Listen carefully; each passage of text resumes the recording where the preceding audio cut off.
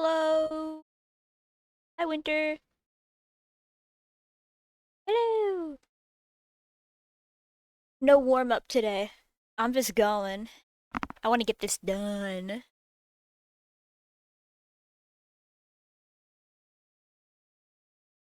With my symptoms of sorrow.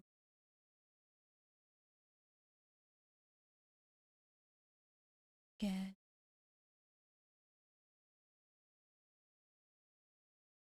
I, I,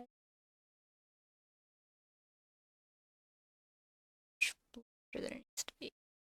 I don't know right there. Thanks, you too. I've been chilling. I got some cleaning done, so I've got more or less the rest of the day to get this done.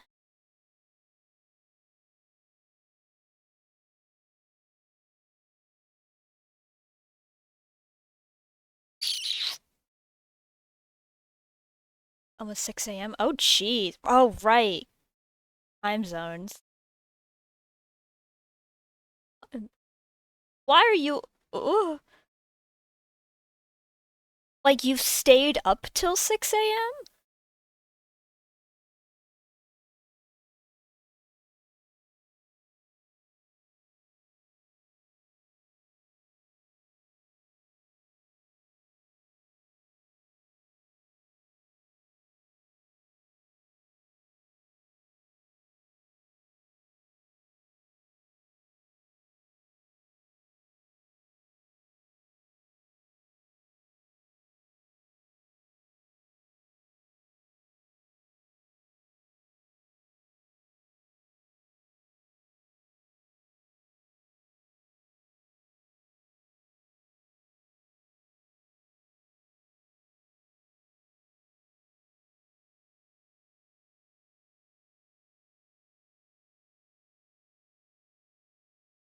You're a night nurse. Oh! Well, first of all, badass. Time is it? Sun comes up. That makes sense then.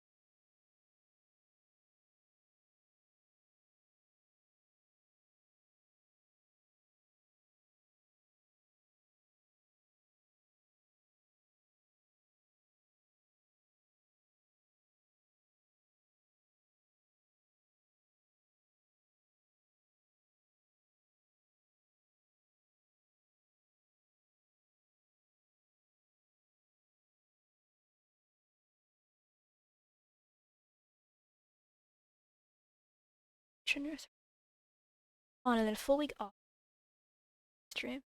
Oh, I see. I see. Well, I mean, I've been starting stream a lot earlier than I usually do. Just because, I've had this project to work on, but usually if I do like a game, I start around sometime past 7, 8 p.m. EST. That's my time zone. So do it that way you will. But also, I don't really have a set schedule. It's just a matter of when am I available. So no such thing as late if there's not even a designated start. So no worries.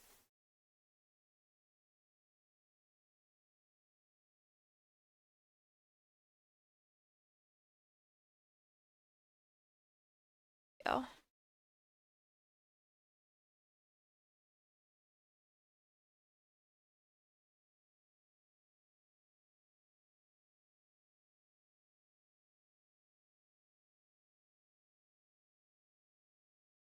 Spent 2 hours researching culinary cannibalism today. Bored. I mean, it's not the craziest thing. Also, semi-related. I don't know, because you said culinary in D&D, and now I'm thinking about Delicious in Dungeon. Um, watch it. I beg. It's so good. I've been trying to put people onto it for like a year now. It's so insanely good.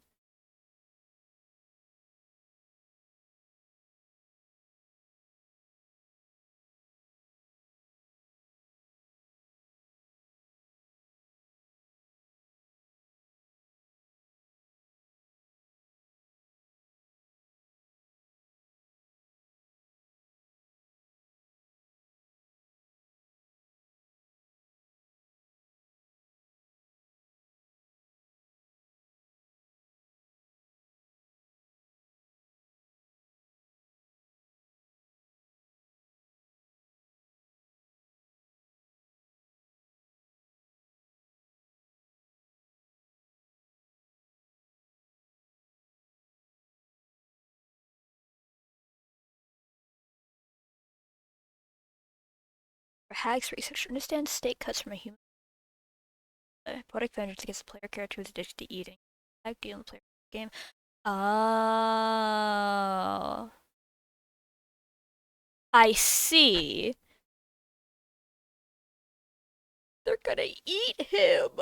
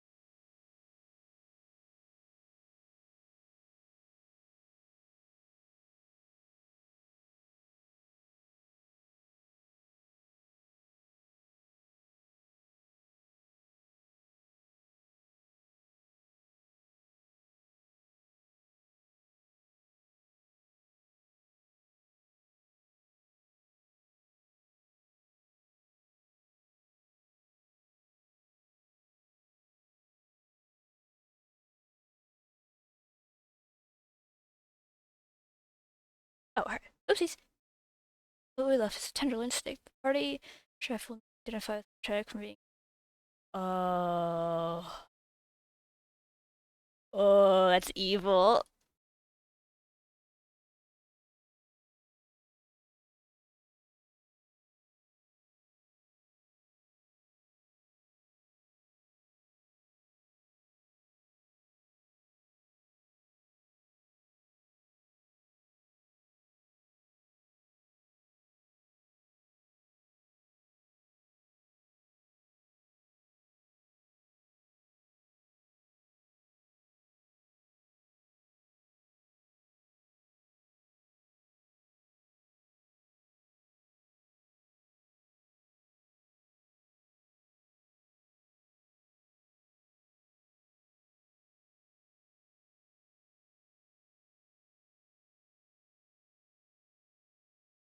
Evilest thing you've ever done in D&D? Oh man. Um,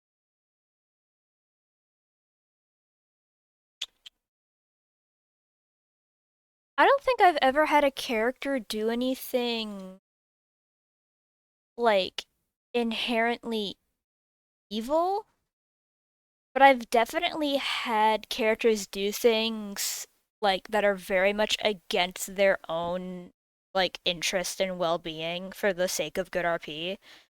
Like forever ago when I was in a Naruto campaign, this is going to be a whole story. So, I talked about this character yesterday.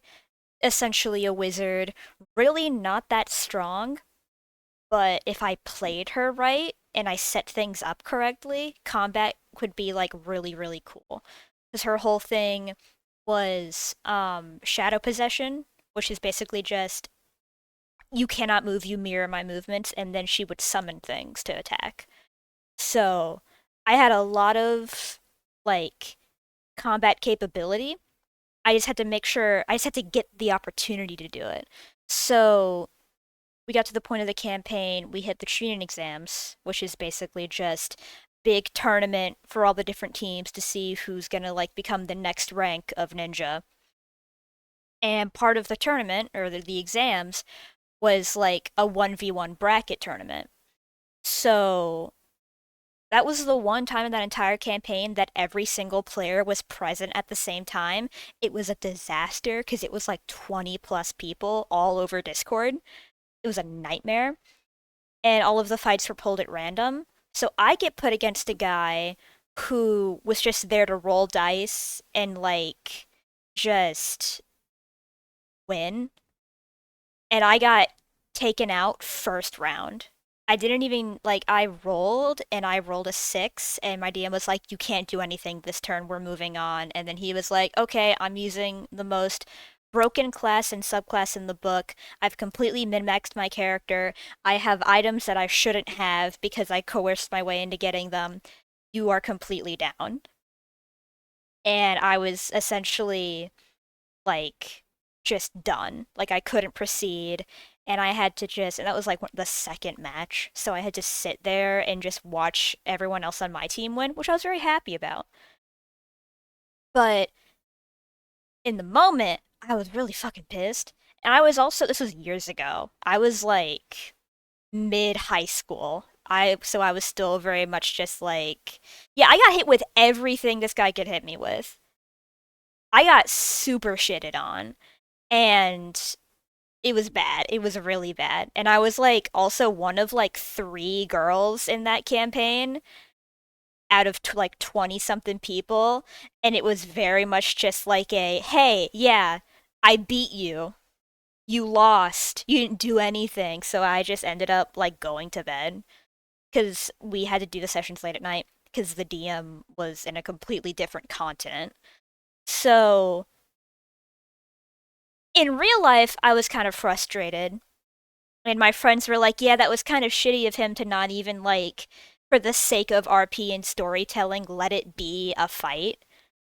So, in RP, my character, a couple sessions before this, had been marked with a curse mark. But I didn't, like, well, I knew about it. My character didn't know about it. And it's basically just, like, I guess a form, like a powerful form you can take to like heighten like your strength and like your intelligence and stuff, and it's just really badass. So in RP, I had my character like leave the village for a night and seek out like the person who marked her in order to get stronger. Because it's like, hey, she got humiliated like in front of her, like all of her peers, and her teammates are like bound stronger than her. This is a way for her to get stronger. Because she was very. I played this character, I rolled, she had a 20 intelligence at the start. I played her very calculated. And this was early campaign too, so she hadn't had her. Actually, I think my friends are the most important thing in my life and not being seen and being better than everyone else. So, but she didn't know that yet. She wasn't there. Had the motivation. Yeah, exactly.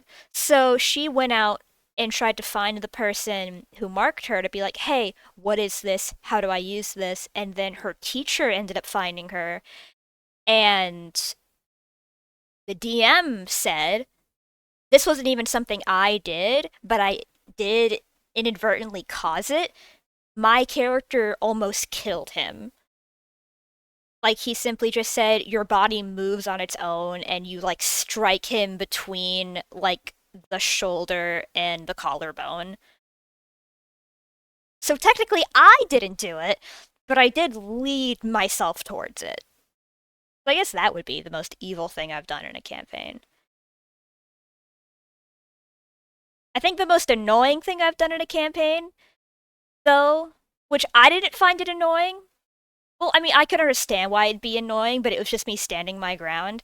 In the most recent campaign I was in, the last arc we did before it fizzled out was we got sent like 30 years into the past, and we met like the big bad of the campaign before he was evil. And everyone was like, well, this is our chance to learn about these characters and maybe try to prevent it. And my character, who was a monk who practiced like preservation and balance, was like, why the fuck would we change the timelines? That is not our job. No, we do not touch that. No, no, no, no, no. We are not gonna change anything. What's done is done. And she said that knowing that that man inadvertently killed her father.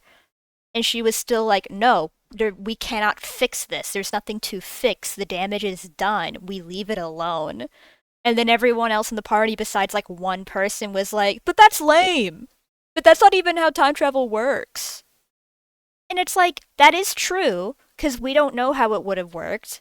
But it was still just like, that's what my character was like, I don't want to mess with this. This is scary.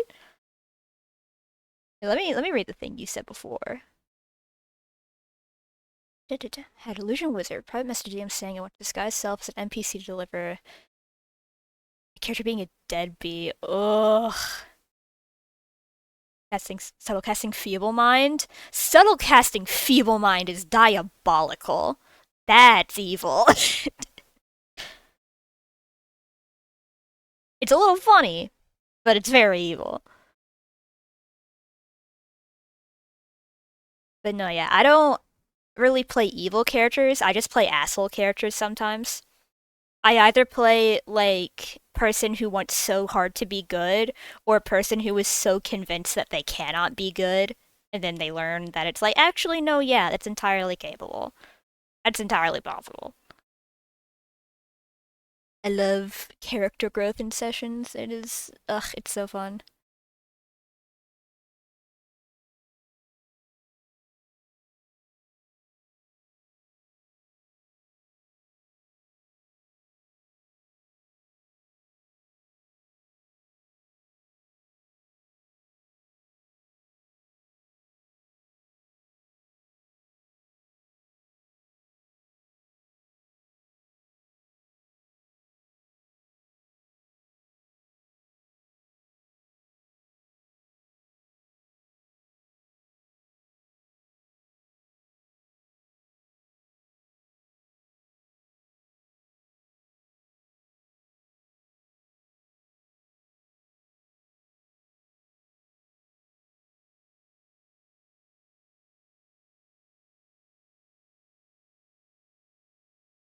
I'll show you my next character. I'm allowed to play as evil.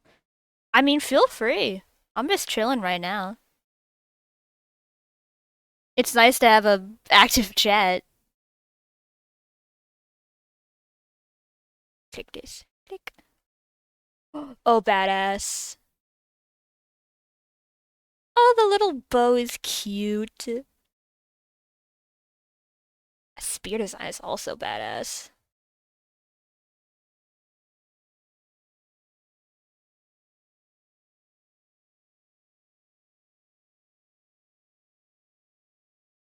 That arm is sick. Wait.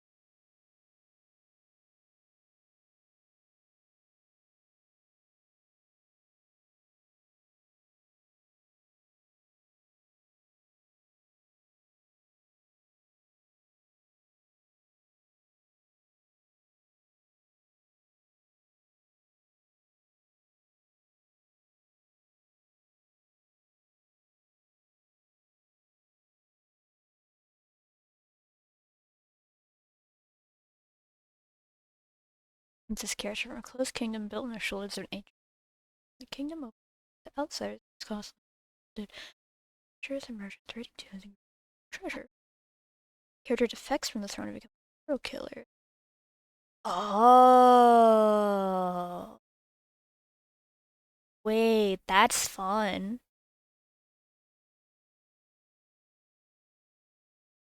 That's like in a really nice, like morally gray pocket too.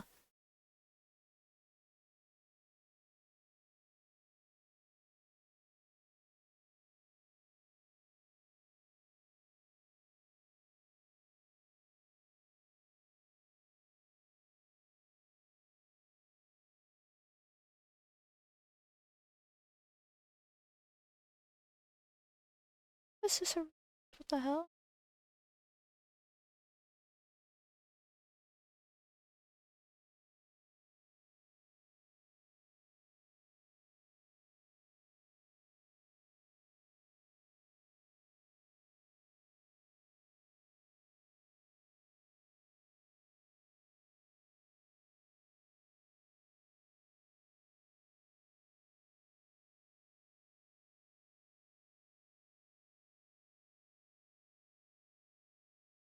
Torn dress with Gaun's greaves and half plate.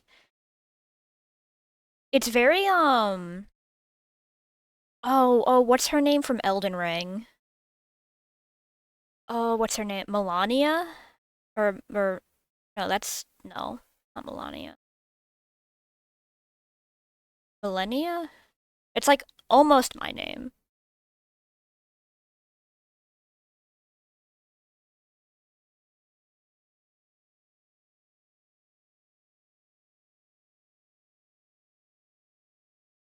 Millennia. Melania? The really cool like lady knight that you fight.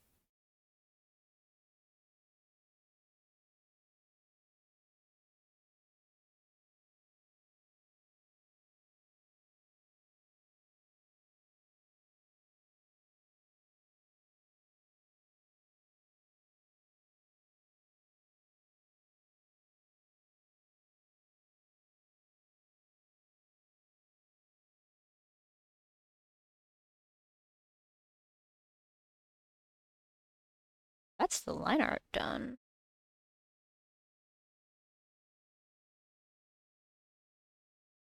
Let's get these flats down.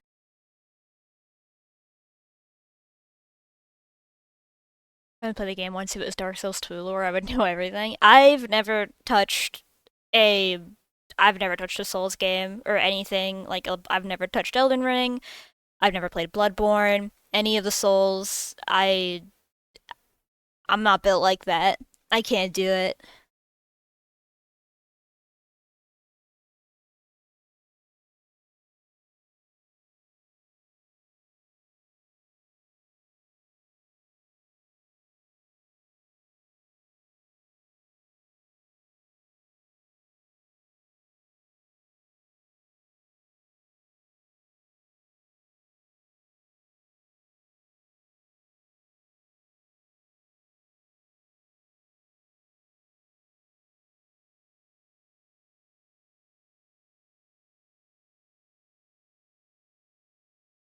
How amazing dresses and hat plates. Yup. I really, really fuck with it.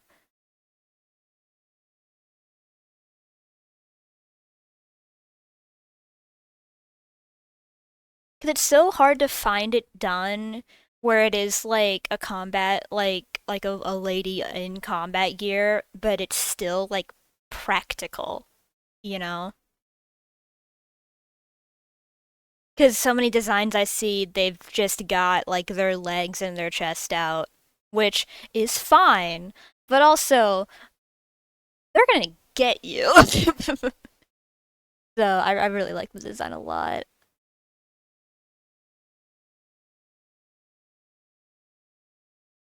Dude, speaking of polearm, my friends convinced me to buy Monster Hunter World last night after stream because it's on sale for like $9 on Steam. And I know nothing about Monster Hunter. That is a franchise I just completely missed out on when I was younger. But I'm realizing it's like tailored to me. Yeah, it is a insane bargain. It's gonna be, I think it's on sale till like May 6th too. It's insane. But, 'cause it's got funny cats. It has really cool, like, character design and armor design. Cool monster designs. There's cooking. And I didn't know that the insect glaive is the coolest thing I've ever seen. Nobody told me it was awesome. What do you mean you just get to fling yourself around and throw bugs at people? That's badass. I'm going to do that. So maybe Monster Hunter stream sometime soon. We'll see.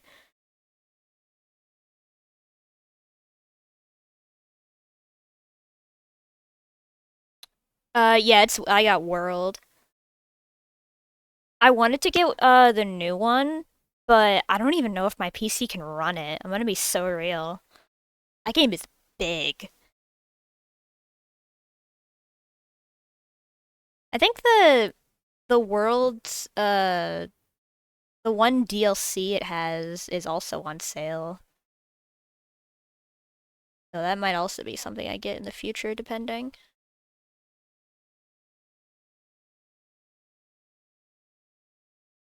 I recommend it. I mean, I've only done the first like two hunts in the story mode, but it's really fun. I really like the combat even with keyboard and mouse, which I've heard is not the optimal way to play it, but meh.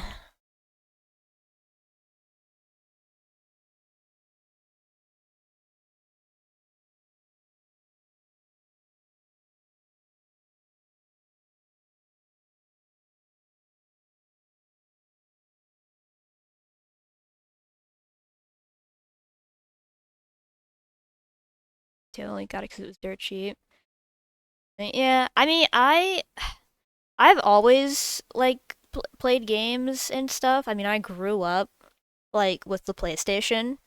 I had a 3 and a 4, so I was big into Minecraft because that was like right when I was conscious that game was at the peak of its popularity, and I was like, well, I gotta play it.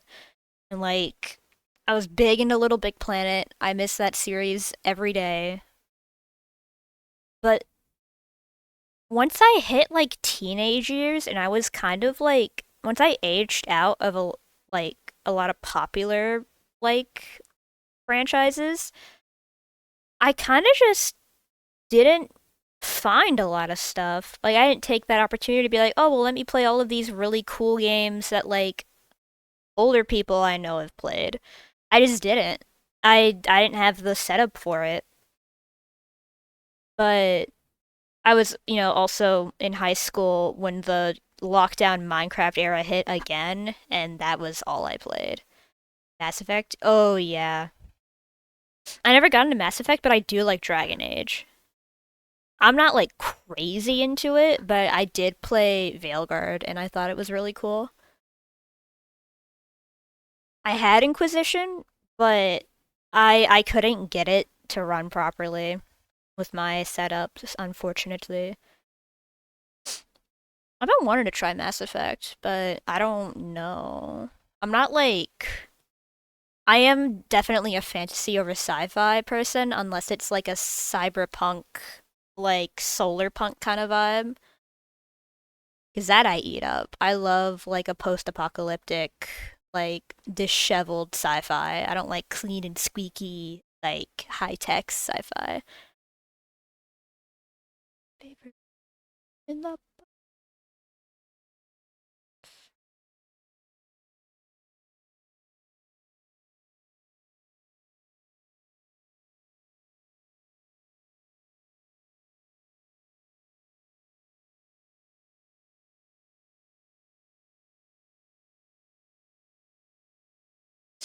One is slogging its gameplay, but you love the story. Two is the perfect sequel. Okay.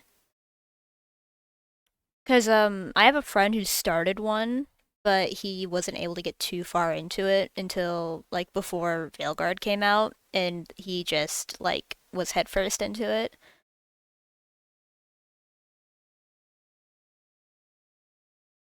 I think you might still have it installed, so that means I have access to it. So I might give it a try sometime soon if I need something to do.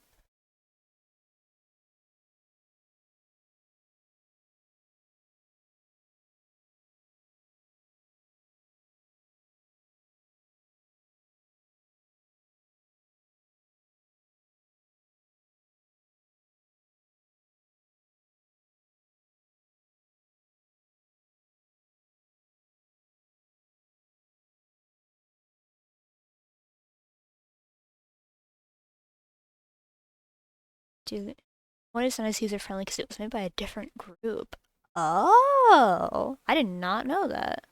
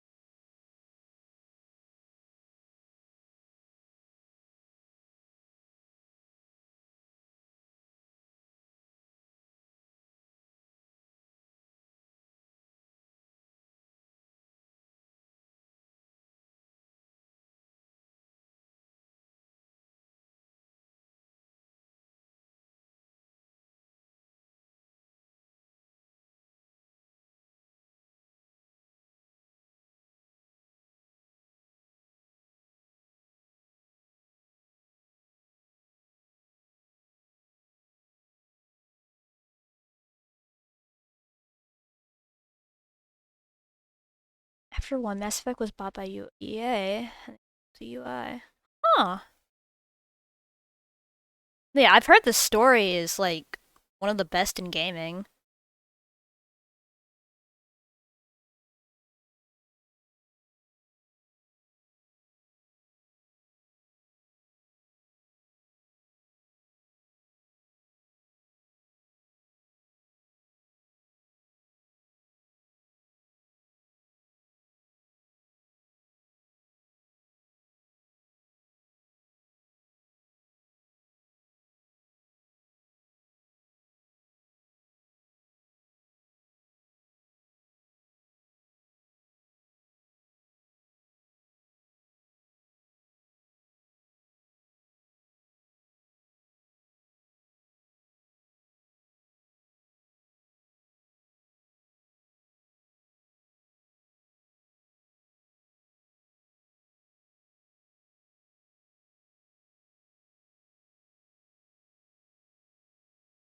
Your trilogies.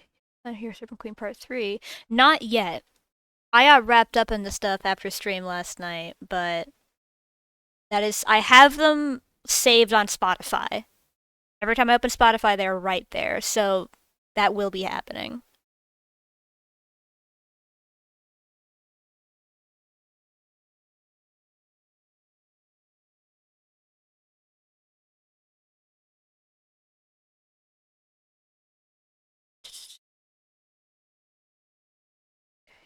And Slayer.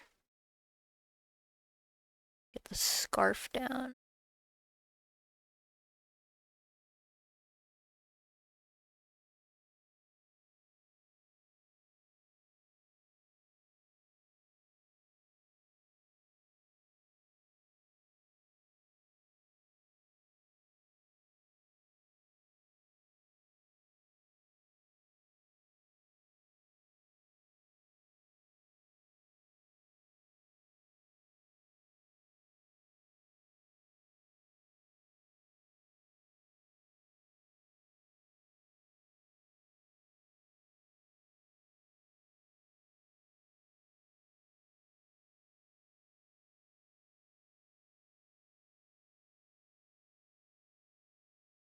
It's a taste of the. I'll stop bringing it up into school. No worries.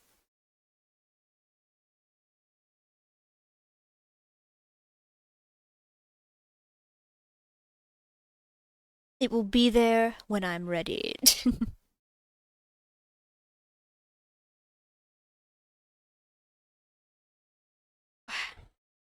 see.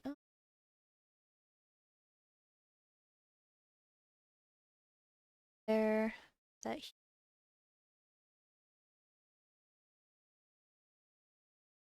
about this color.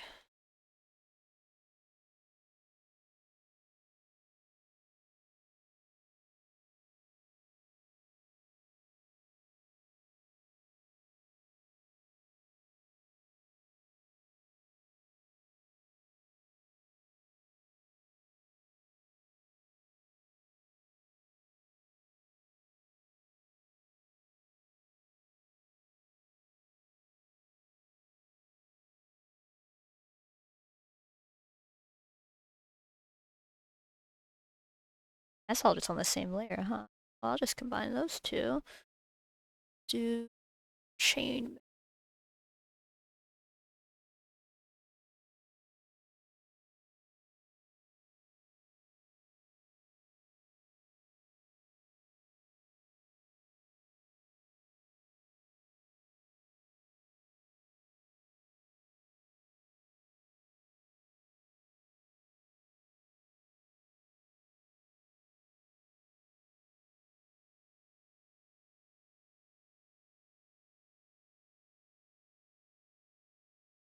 Hey,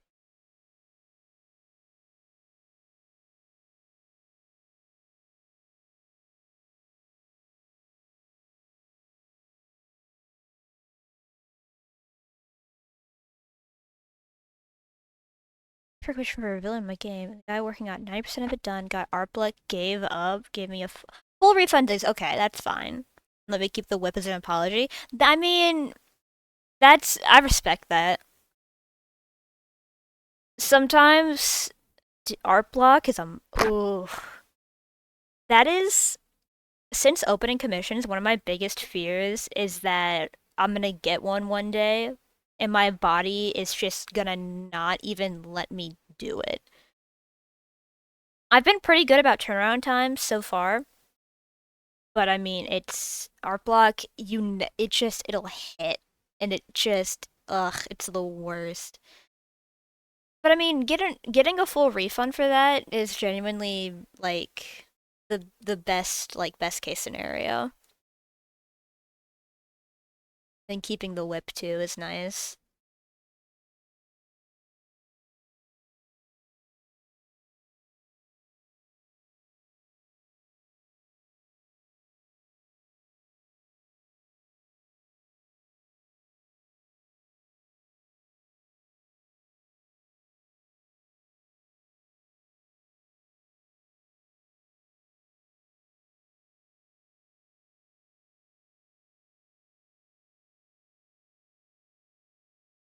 Alright, different place. Click. Let's go to Paramore. Yuck it.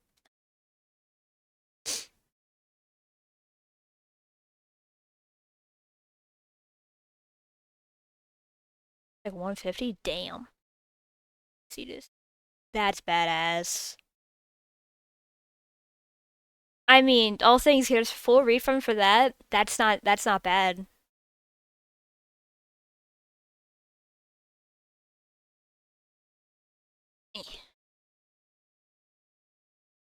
My hand is cramping. Stop.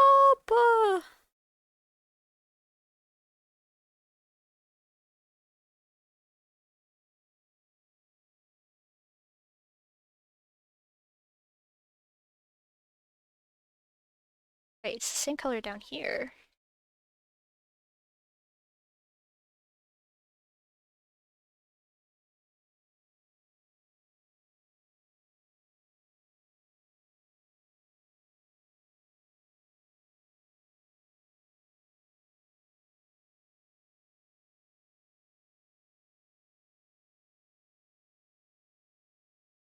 Well, I've had artists tell me that we have. Yeah, I mean, props to the person for like actually full refunding it, cause that I mean to a I Most people would say that that's done. Like that is a legible, like inked and colored piece of work. And it could just be like passed off as just a style choice. Like that's solid.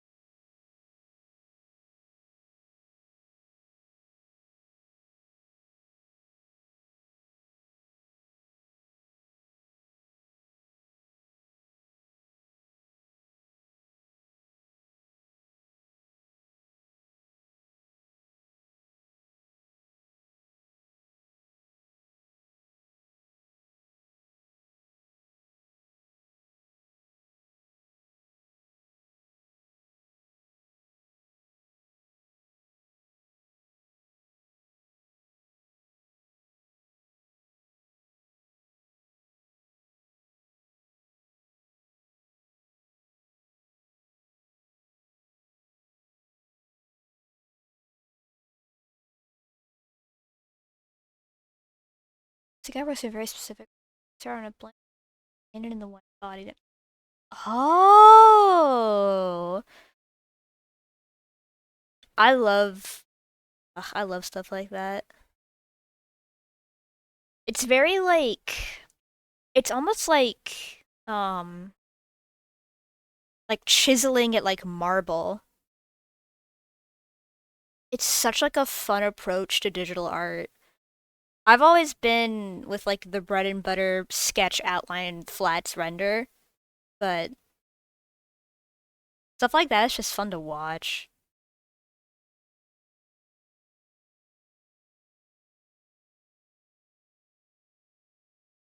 I'm not too billy here. I mean, respect. That's someone who really like cares about what they put out.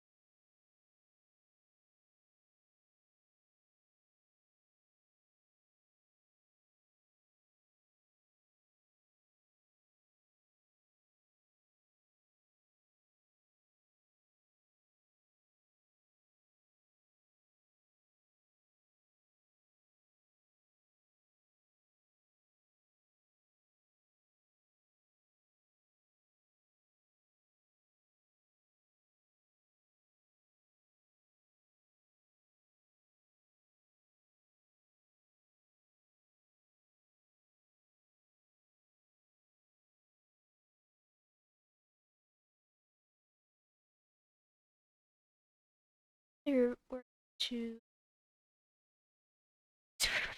only draws on cons with dits. Eh, you can't win them all.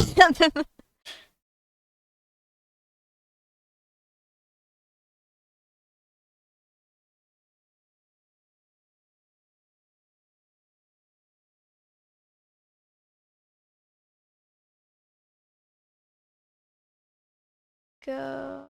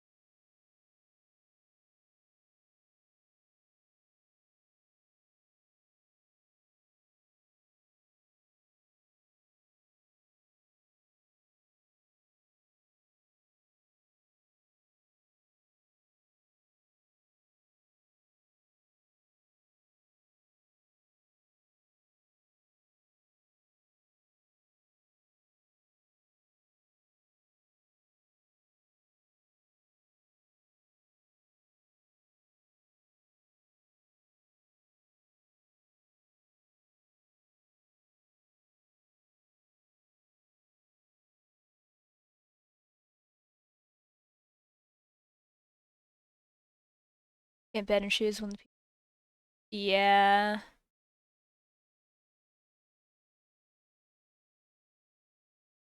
You gotta take what you can get with that. That's the that's a fun thing about I think specifically people who do like fantasy art, like whether it be for D&D or any kind of like fantasy tabletop or whatever it may be. Sometimes sometimes people just want to draw hot women and that I respect that and I get that.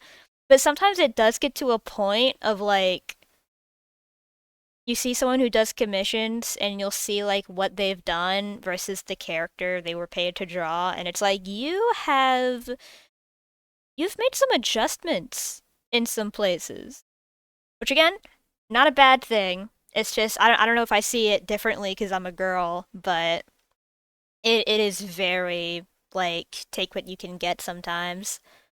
If you want like really really nice stuff, you gotta kind of count your losses with it. Oh, that's too late. There we go.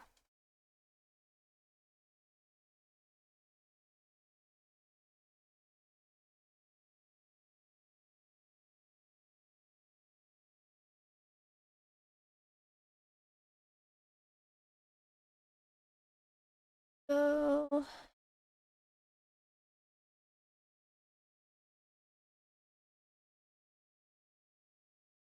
saturate them a little bit.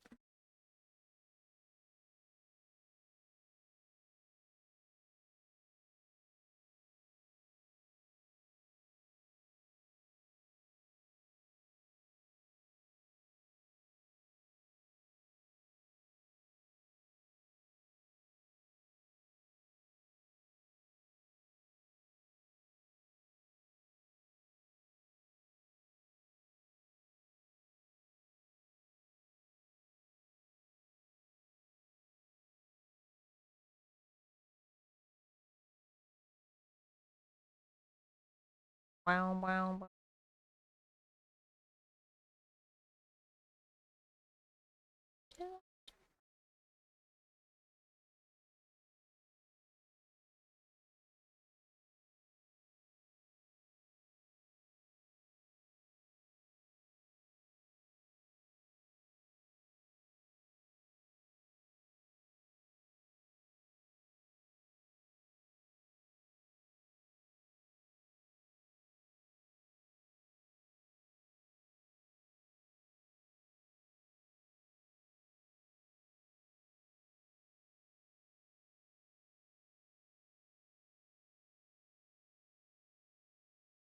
Server for the Billiards Assassin.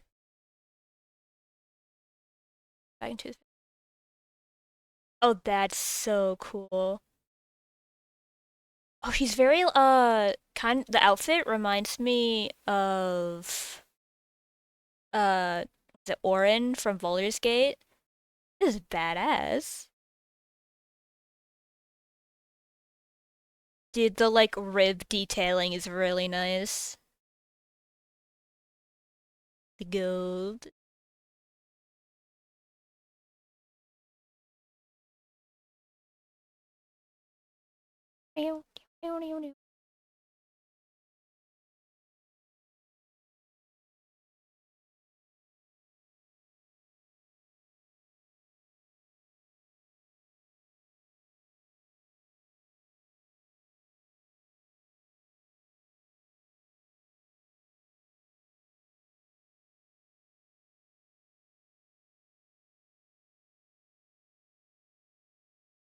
Can't stop making villains.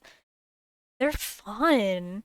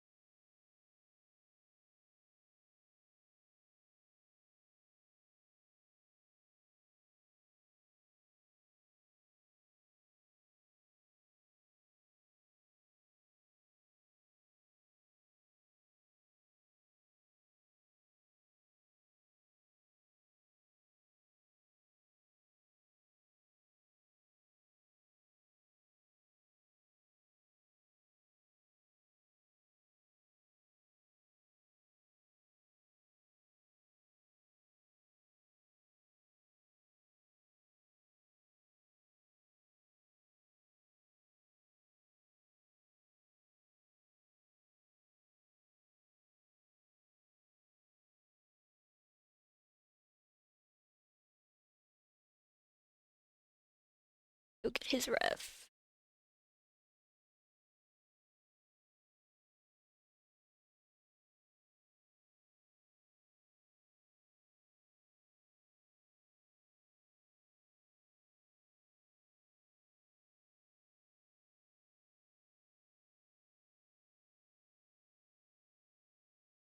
How many frames are in this project? It's around, I think it's around 450 something, but I mean, I think, oh, it's around 100 plus artists so far. Because a lot of people, including me, are doing like a lot of frames. Yeah, it's not on the same level as Shrek Retold, but it is still. Let me get a head count in the Discord. Oh, it's around like 200 artists so far that are at least in the Discord that's like organizing it. But there's some names in here that I see a lot in like the fan art sphere, which is very exciting.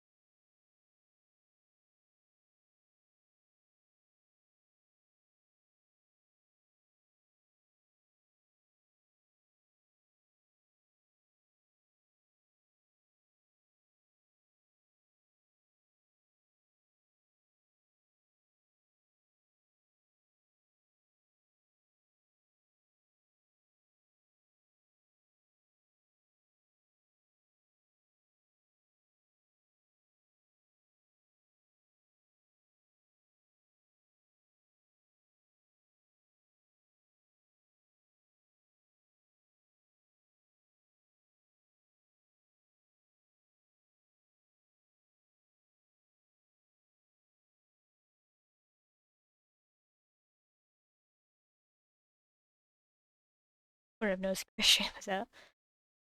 Ooh, that whole it's just a whole to do, isn't it?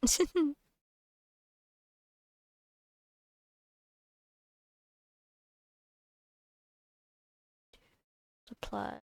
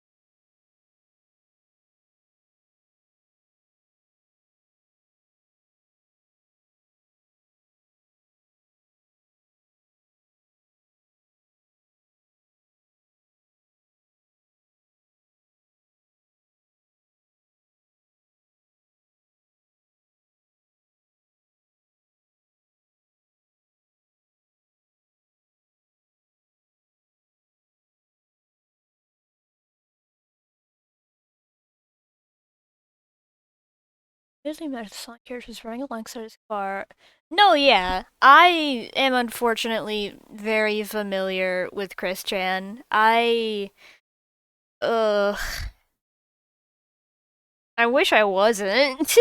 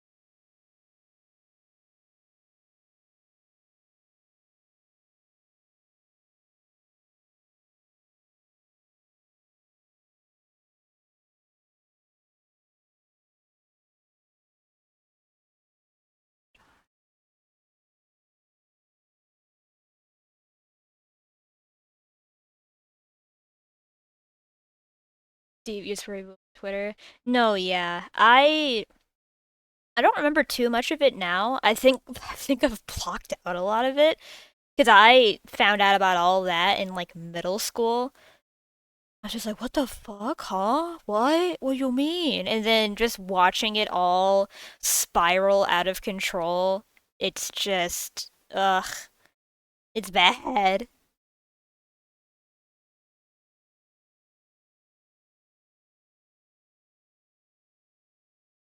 This,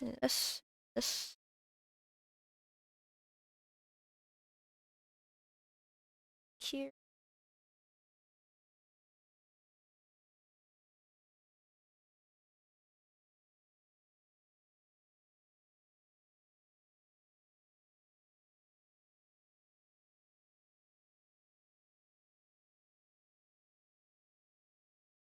I think the funniest part about all of it is Liquid Chris. I still think that is the funniest part of all of the like the Chris Chan cinematic universe. Cause he's just a guy now. Like he's just living his life. It's funny.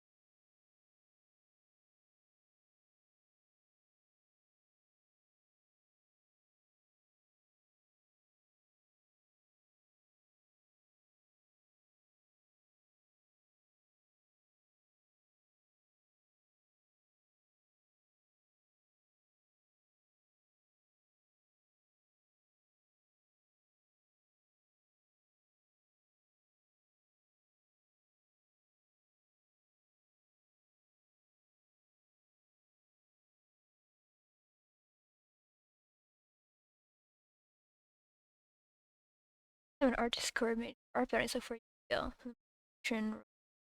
On time out. Takes 7 days. Tell me one fun, uncommon fact about Chris Chan. Or a model boat collector. Oh my god. Yeah. I mean, it's a good one. It's solid.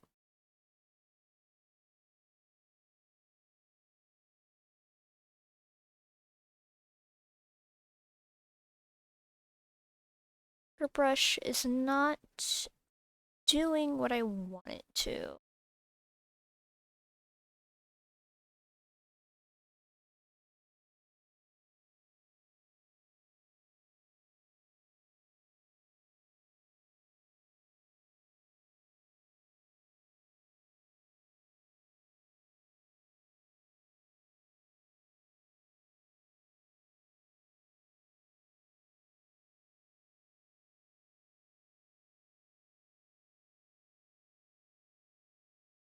It just has it. Ouch.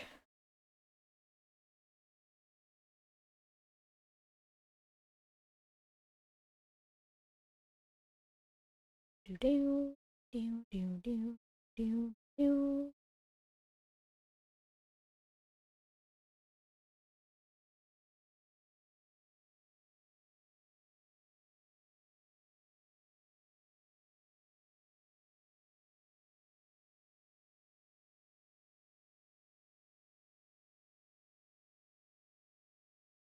I feel like Chris, you might find it interesting that an impersonator came up to mess with. Really? I did not know about that.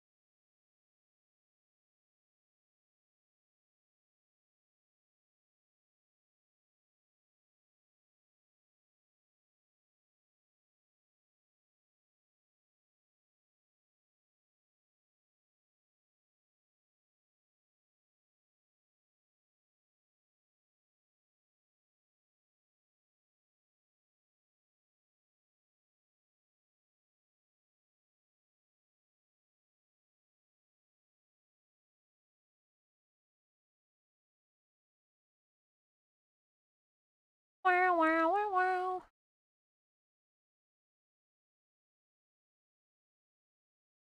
Do. Wow, wow, wow, wow.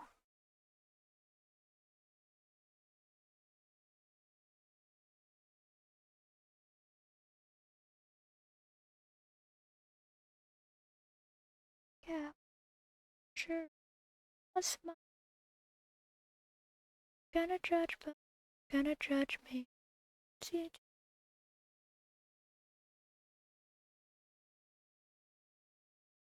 Oh, same, the same. Nowhere.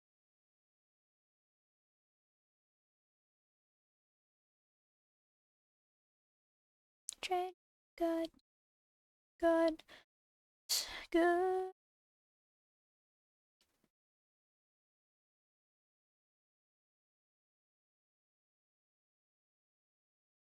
Journalism.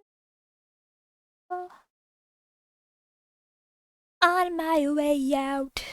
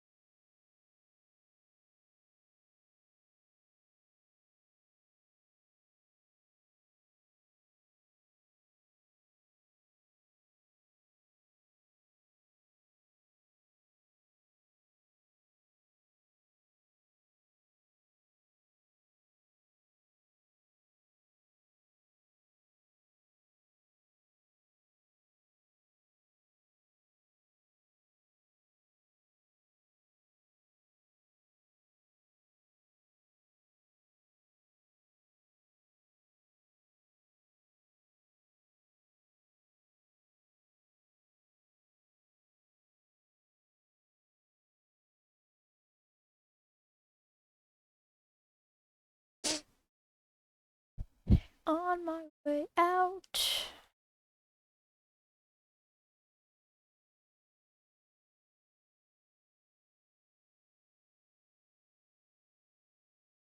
I, I didn't like the new Liquid. The backstory for him was creative. Chris Chan wrote in his comic that Liquid Chris was dragged into hell for the crime of identity theft and was forced to reincarnate. An old Chris Chan archiver based shaman started making Cryax content, made a video called Is Cryax the New. I mean, I still.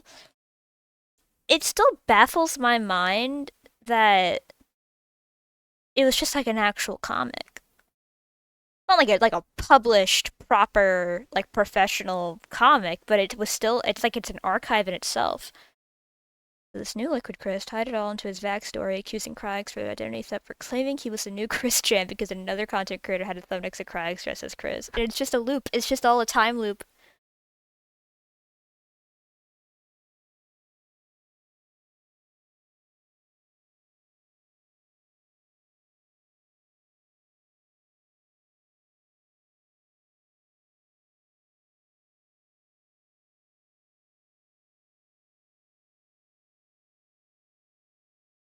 Kriegs and the real Chris champ both fell for it, thinking it was the same original Liquid. Yeah, because wasn't at that point, wasn't Liquid Chris just like a normal dude again? Didn't he have his like Spider-Man putting his suit in the trash can moment?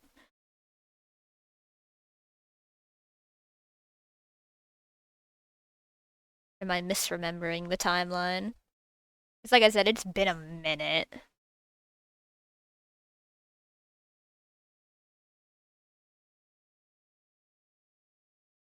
Yeah, yeah, exactly. Liquid Chris PhD, Dr. Liquid Chris.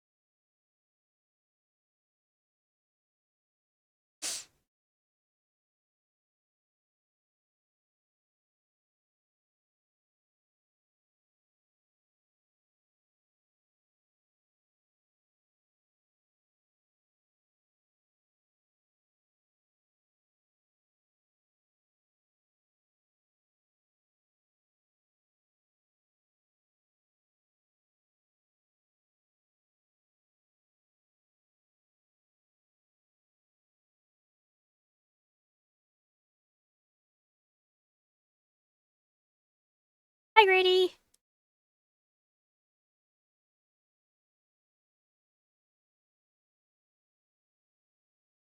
We're doing flats. Depending on how long this takes, I'll either end stream when it's like fully done, or I'll end stream when I get really hungry and I want dinner. I'm sensing that the second one might be first.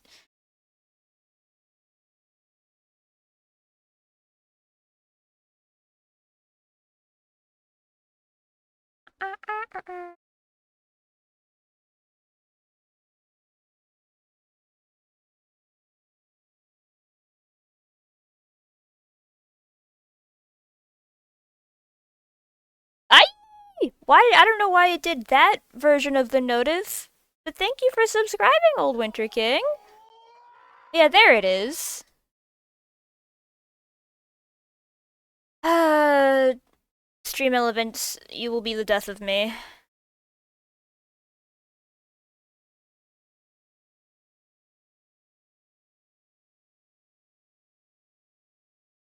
Why it likes to do that, huh? Dashboards, alerts.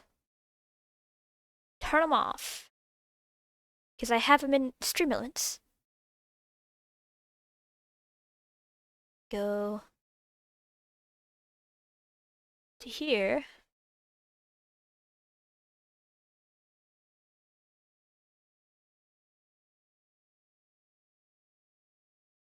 Sure, this is working. Hold on. Emulate. I'm going to emulate a follow. Okay, there we go. Now it's working. I just opened my soundboard on accident. No, it's gonna be so loud. No, get out. Just kidding. It was actually completely fine. I'm gonna unpin you from my taskbar. Just wanted that founder's badge. I mean, respect. Respect, dude. It might serve you well in the future. Who knows, bro? But seriously, thank you. I really, really appreciate it.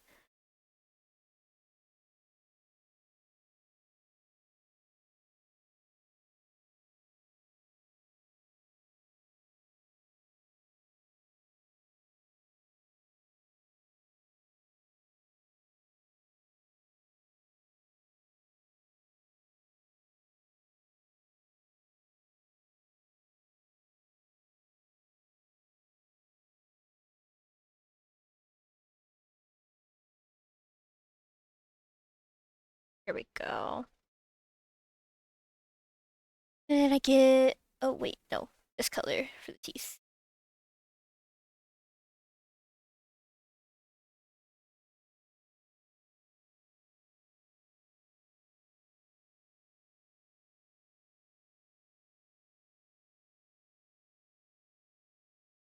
There we go.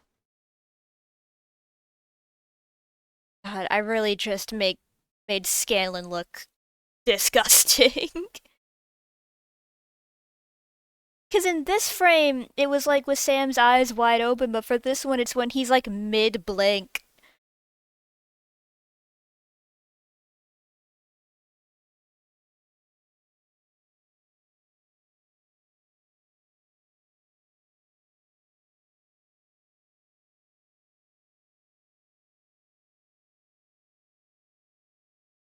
There we go.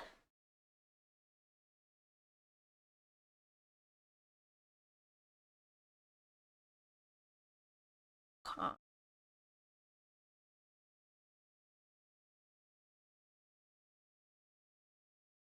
It is his stupid little suit.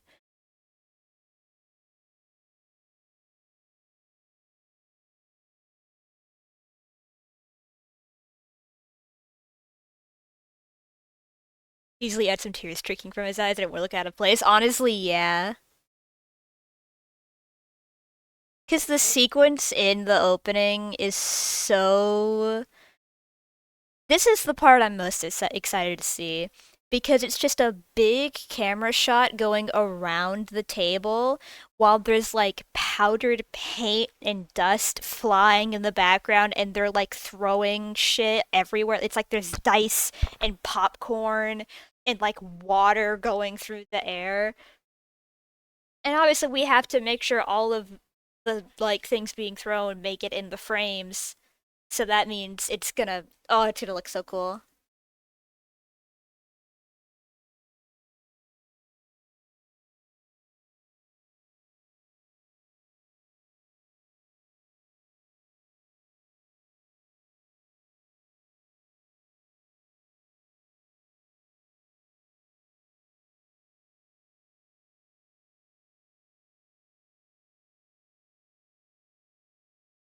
Pull up the frame itself on my monitor just so I have something back at.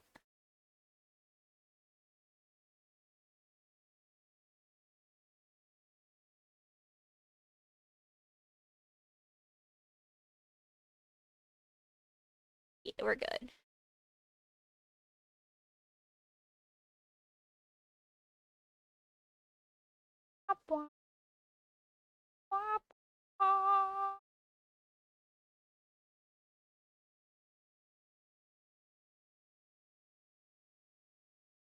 Brady, what you up to, bro? I don't know if you're still lurking in chat, but what are you doing, bro?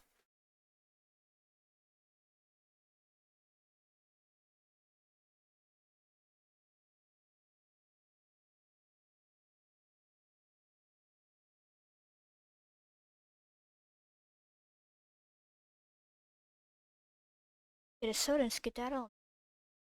Uh,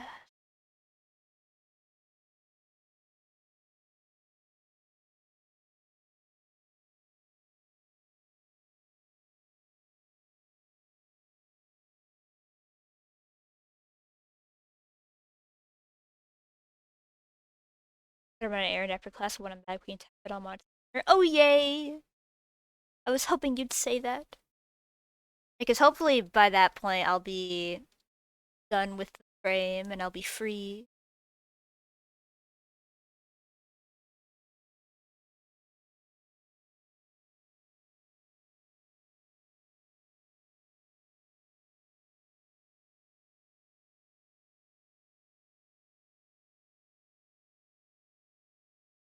Is it there? For me it's 5. For Grady it'll be 2.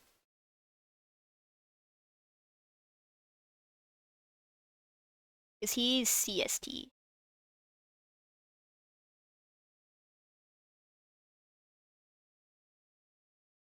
So I'm nearing dinner time.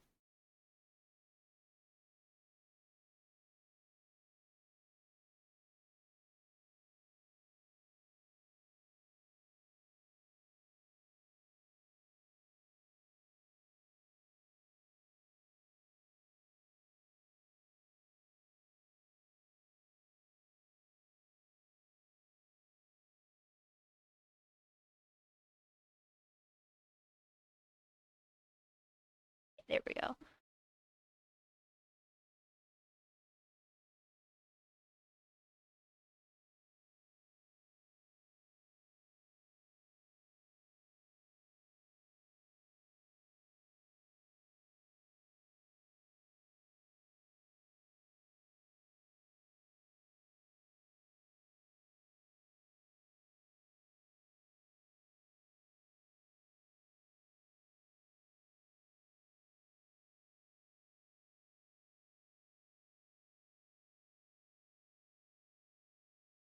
Sure, duplicate line art into the ring.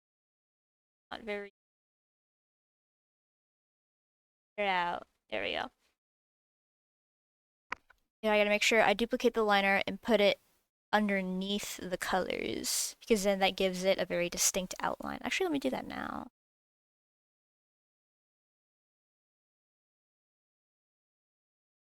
There we go.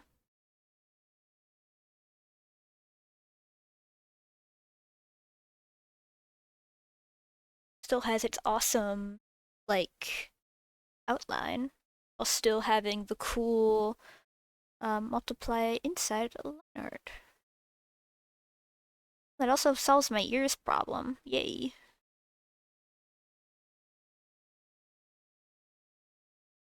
I should just. I'll just do this. There we go.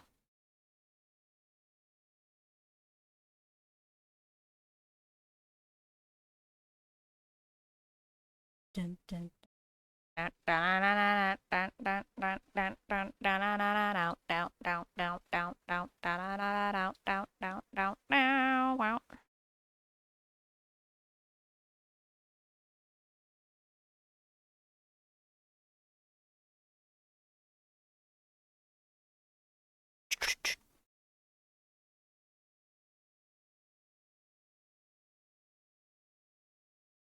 what else do you like you?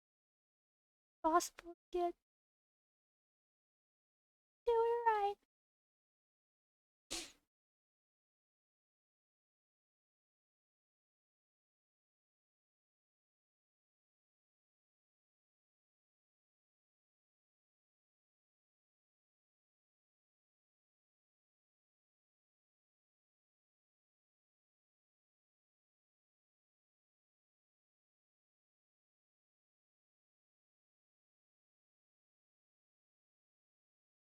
There you go.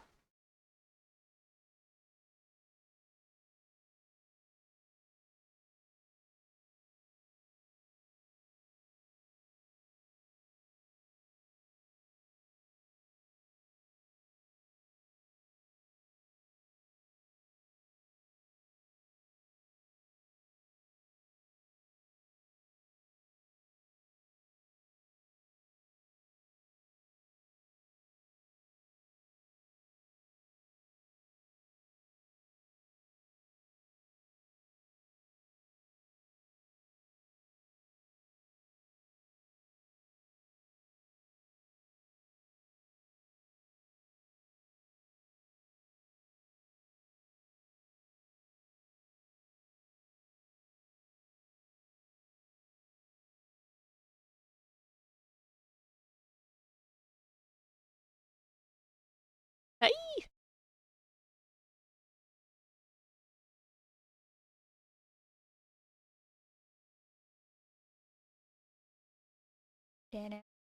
Da-na-na-na-na-na.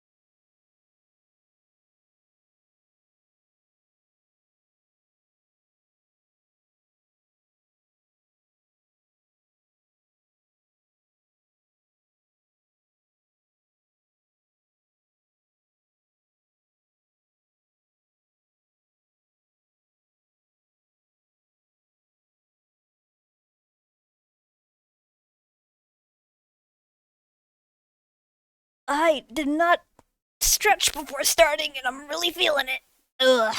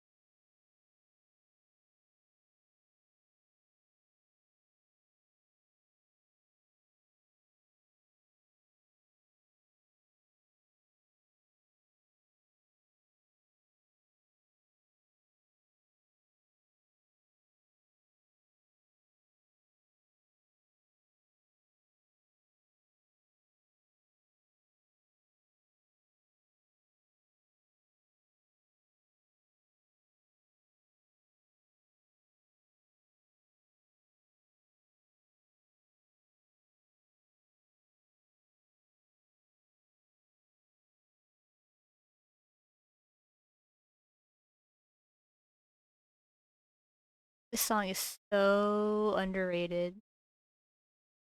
This whole album is underrated.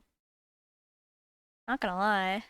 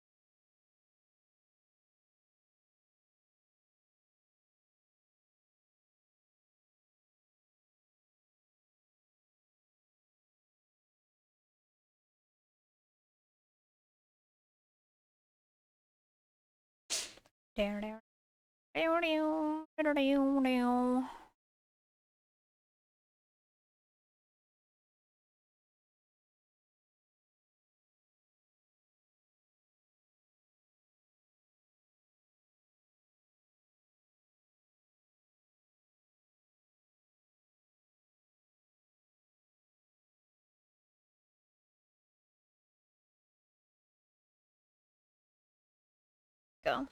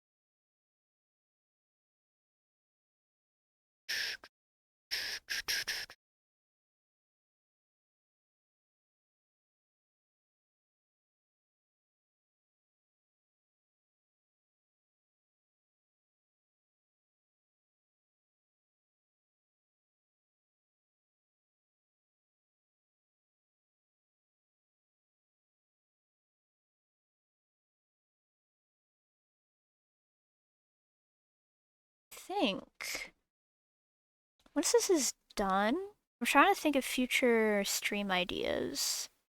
Because I know I will absolutely be playing through Deltarune chapters 1 and 2 in order to prepare for 3 and 4. I've played them before, but it was years ago when they came out, so that'll absolutely be happening again. Um, I want to try streaming Monster Hunter World now that I have it. I feel like that could be a really fun friend game to play. Uh, I want to give Repo a shot, but I don't know enough people who have it. I might try and see if there's like Because I know sometimes people put together groups of streamers for games like that, so I want to try and do some networking if I can. I think that could be really fun. I don't know. There's a lot of possibilities. There's lots of games that exist.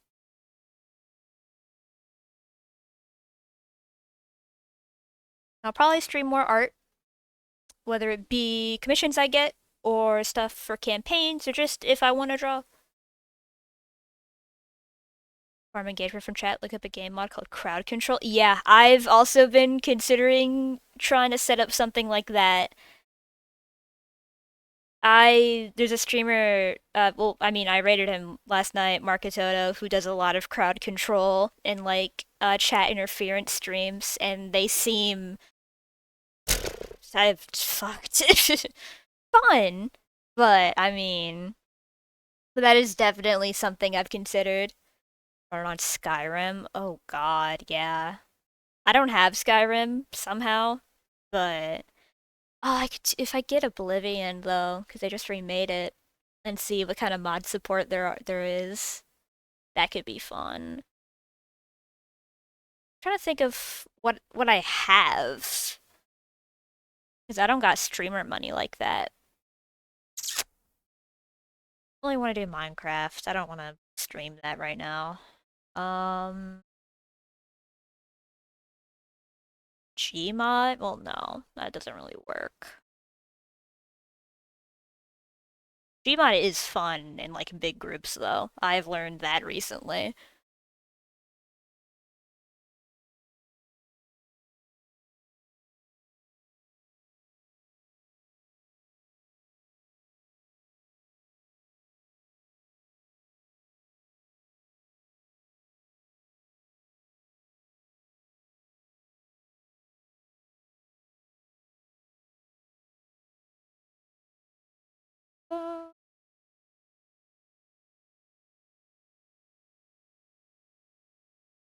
Oblivion game is literally the old Oblivion.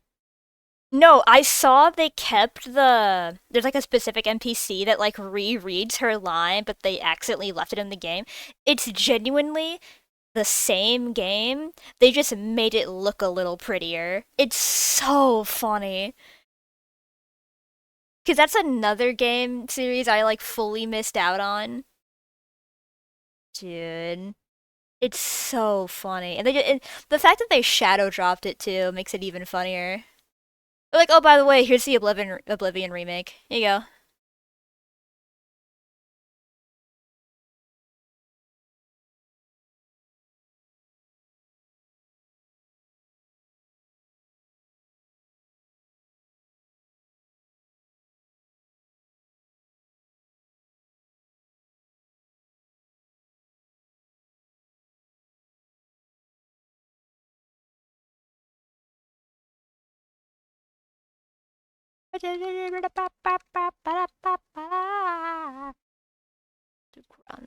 Stirred. In the bubbles, gonna do. I'm downloading it now for sure.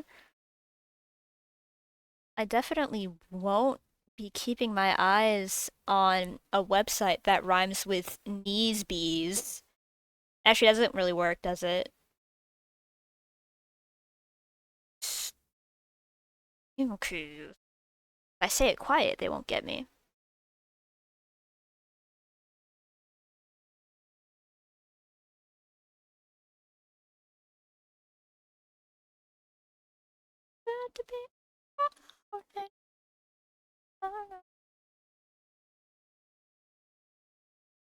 Exactly. In this day and age, because it's getting to the point where even if you buy a game, it could still like lose online service. It's like buying a game doesn't mean owning it anymore, and it sucks. That is my least favorite thing about modern game development with like big studios, because you never see an indie studio pull shit like that. You would never. They wouldn't even consider it. Like, oh no, yeah, we know you paid like $60 2 years ago to play this online game, but we're shutting it down and you won't be able to play it at all because even the single player needs online support for some reason. So, no more game. I mean, if it works, it works. There we go. Let's do.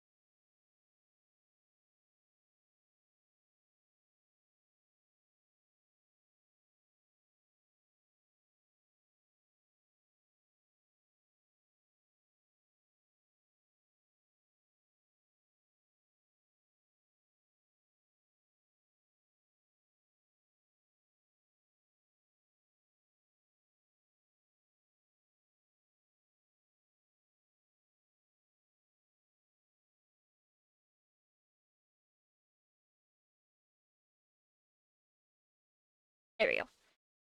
You have an update you to every Borderlands game, even literally Borderlands 2 on the PS Vita to announce they're adding spyware. Yeah. Yeah. Uh, it's it's. Just let me play games, bro. I just want to play games. That's all I want. I just want to play video games. Is that so much to ask? Is that so difficult?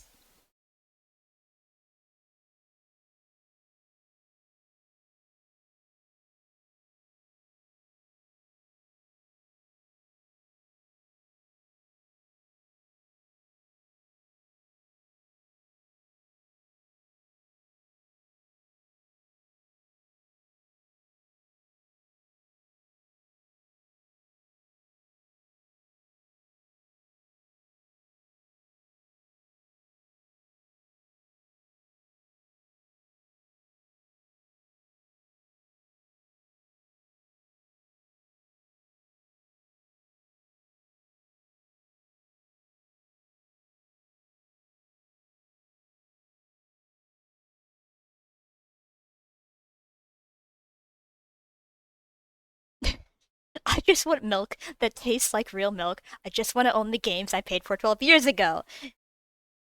Is that so much to ask? And I want them to work after 2 years. And I want them to keep getting updates. I'm looking at you, Red Dead Online. It's a nothing game. You'd think with a game as perfect as Red Dead, with this with an online mode as immersive as Red Dead Online, they'd keep adding stuff to it. We know they have the stuff. We know they can. Even just putting stuff from the story mode that you can't do in the online, add it. There are so many little mini games and like little activities you can do as Arthur that you can't do in online. Please, I'm begging. And fix the server moderation! Every time I play that game, I get teleported to like a cult meeting and it's scary and it scares me. I just want to fish.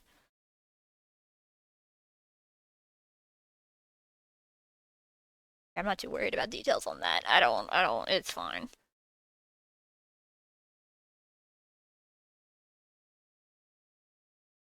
I just want milk that tastes like milk.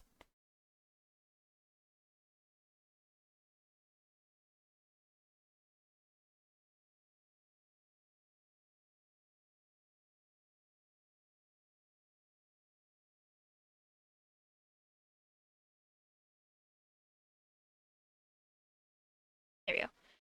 To make money off of it, yeah. It's like Project Sigil and D&D. Just the entirety of D&D Beyond, really. I still, they still leave a bad taste in my mouth after the whole Like, what did they do a couple of years ago where it's like, oh no, yeah, actually, you don't own any of the things you bought. You just don't. You can't actually access any of it. Golden Age of Beyond? Yup. Yup. I was there. Hashtag I was there. It was beautiful. It was glorious. I still do wish. Did they ever add the feature? Because I stopped using it forever ago. I switched to like Google Docs and like the Google spreadsheet, like digital sheets, which can be are so much easier and you just find them. But did they ever add the thing where if you own a physical book, you can like import it into your digital catalog and just use the stuff? Because I own books. I'm looking at 5 of them right now. I'm not buying them again. That's silly.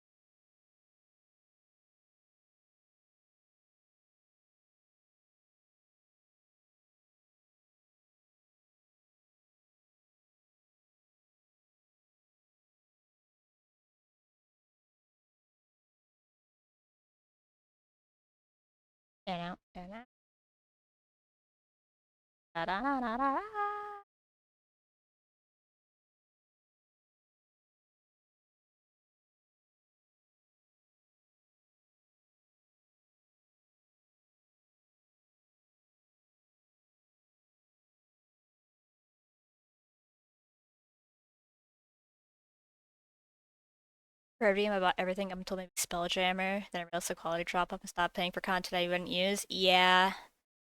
Cause I got into D&D Beyond right when I started playing D&D. So I just used it to like, for my first couple characters, and I was like, huh, the free content you get is pretty nice, but I wanna look at all this stuff I could get. And I'd be like, oh, well, I just kind of want to get this specific thing. And I was like, oh yeah, I can just buy this like specific race to use. But then did they get rid of that or did they? I don't even know. But it really just got to a point of like I'm not buying all that. I'm not doing that. What were we talking about earlier? Seven Seas. I mean, it's there. No, thank you.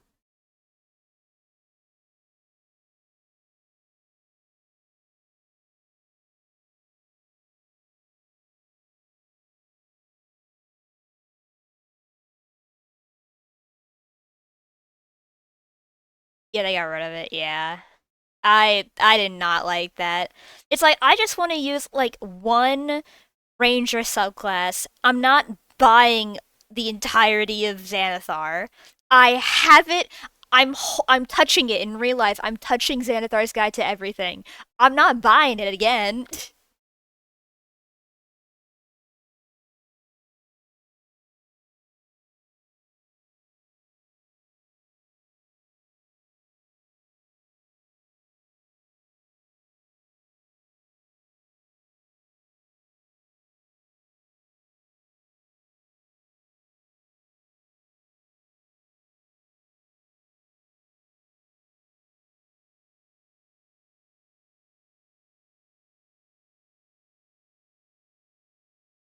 I gotta pay $40 for a full source book instead of $2.99 for a single subclass. Yep, which is why I'm not using it ever again. No thanks. No thank you. No thank you. I'm okay, thanks.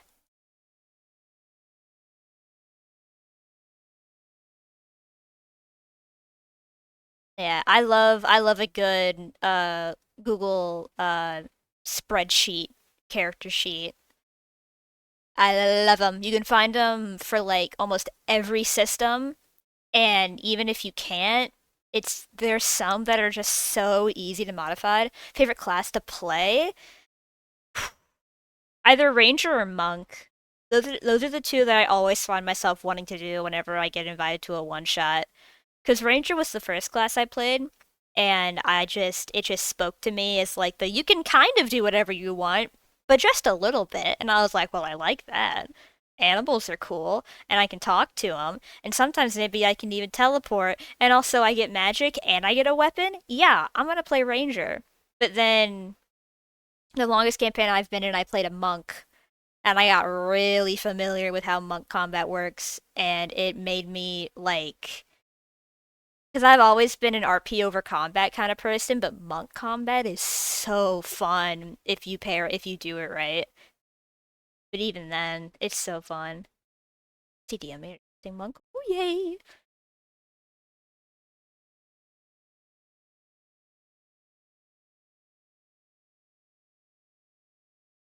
Specs for love.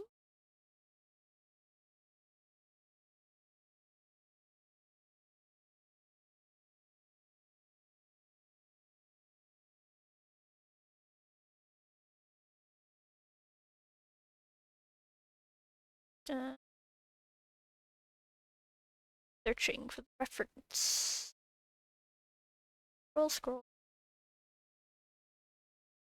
Yeah, she's just got like brown gloves on. Okay, so we're just gonna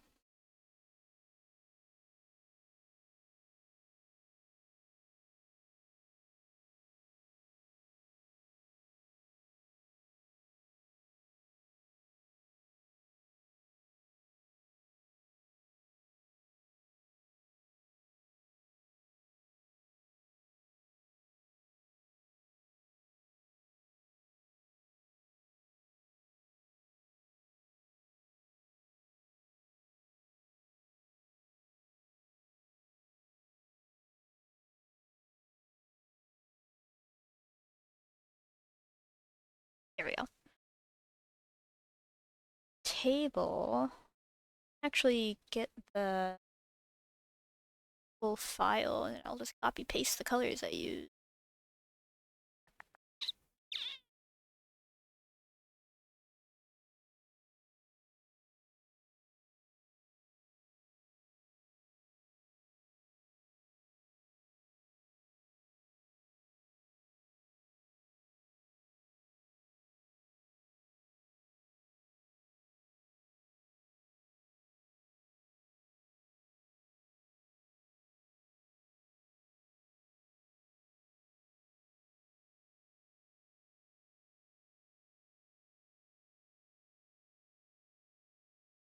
Ah, 15 Article 2. Click. 16.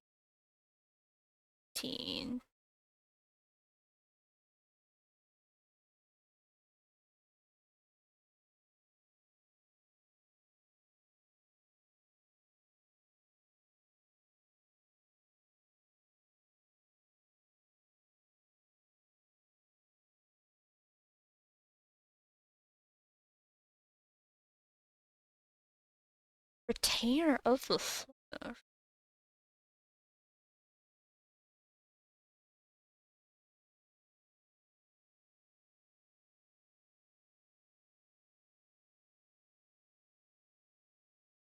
I'm gonna keep this in my back pocket for later. Wait, this is yum. Ooh, wait. Thank you for this. I like this. I like weird shit like this. That's a surprise tool that will help me later. That might be really nice for when I run Netherdeep.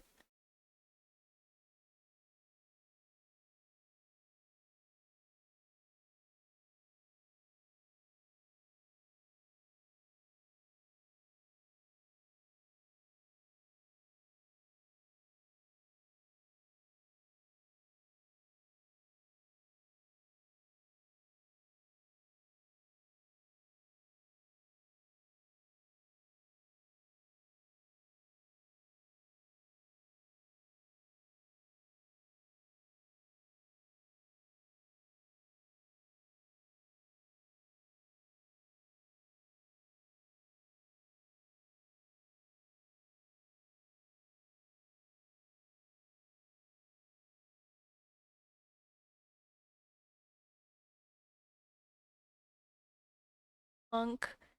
It's badass.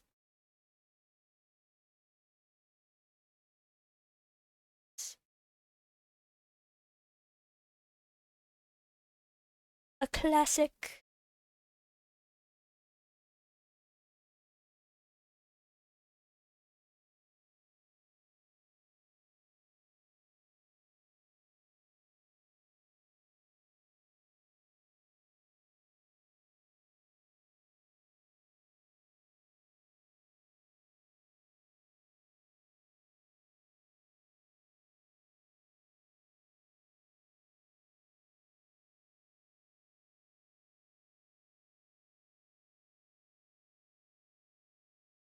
I probably will. I didn't even know about this. 'Cause a lot of my class and subclass information just comes from the D&D wiki dot. Because I just like going through the Unearthed Arcana they have on there.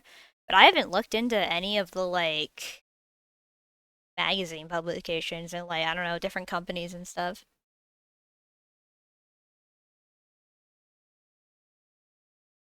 I gotta tap in.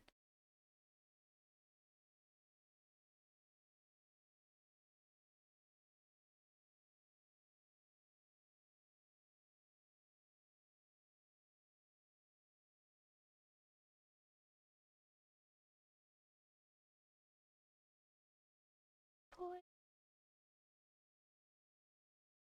can't go far.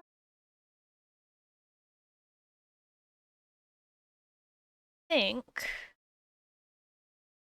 once I get the table done and I put in colors for the black background, I might call it there because I am hungry. So we're in the final stretch now. Tonight's stream. I might stream tomorrow. I'm not positive. I'd like to, but we'll see. 95 gold monger classes. Ooh.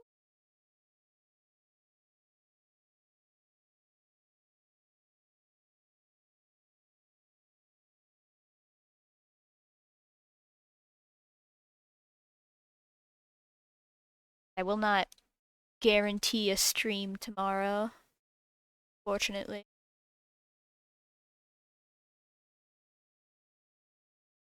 But if I do go live, you'll know.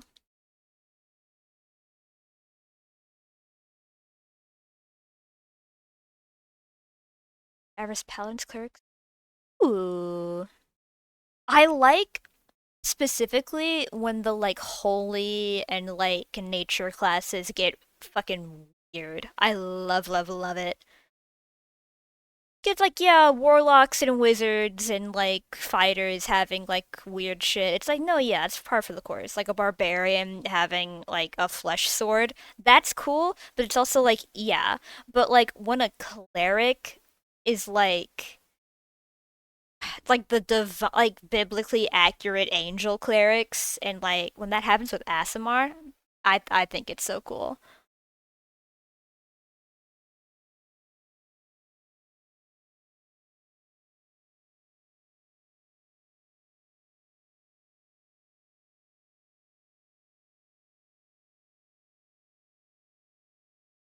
Wow, wow, wow, wow, wow.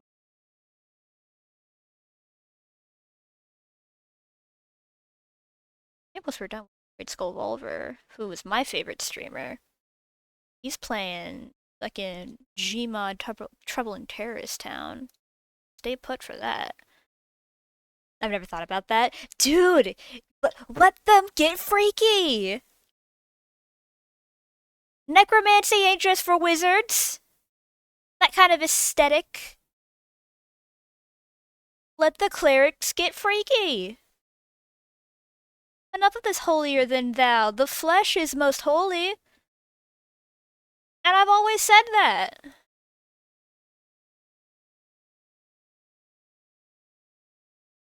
Bro, they eat of his flesh and drink of his blood. There's so much to work with there. Isn't it awesome?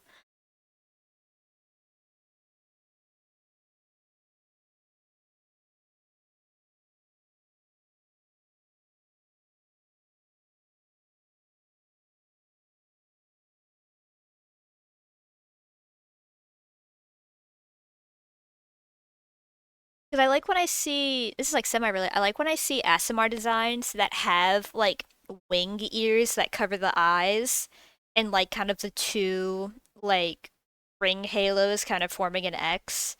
And when they have like iron hands and feet, I've seen that before and I think it's really cool. And it's not just like a glittery human. That's also fun.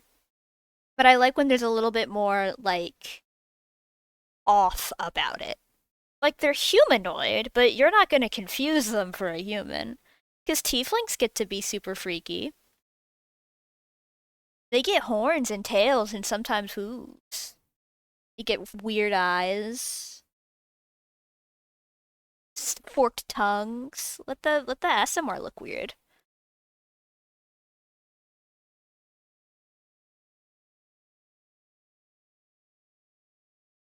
Always play clerics, tyrants, and creatures of powerful items.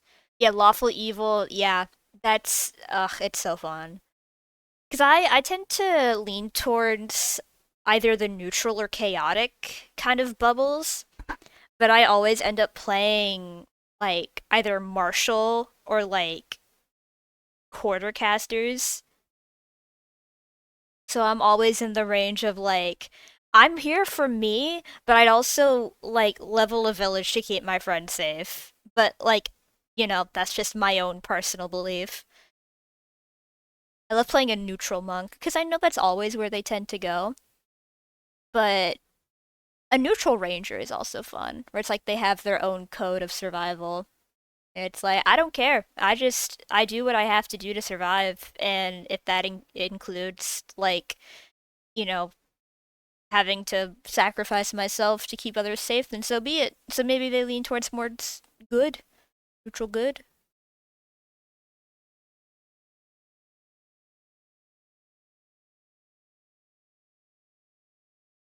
Characters who do it for themselves but remain selfless. Those are always fun.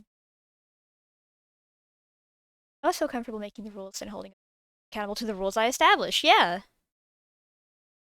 Lawful and evil. Yeah.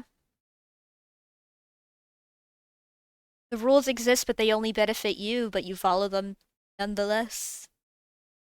Evil as shit.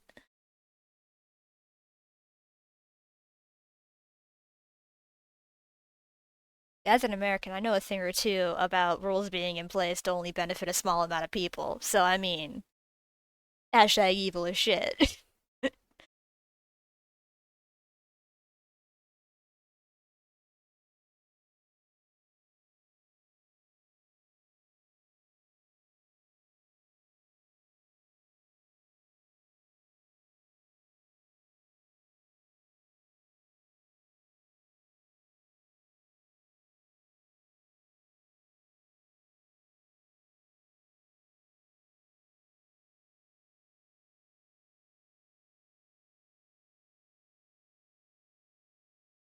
I'm trying to think of the most, like, neutral character I've ever played. So like we were saying earlier, I've never really played an evil character. I've just played a character, like, self-sabotaging characters. And those tendencies always get the people around them hurt, because, I mean, to sabotage yourself is to sabotage those you consider close. They don't want to see that. They don't want to see you struggle. I think. I mean, my monk, I mean, I guess, but I don't know.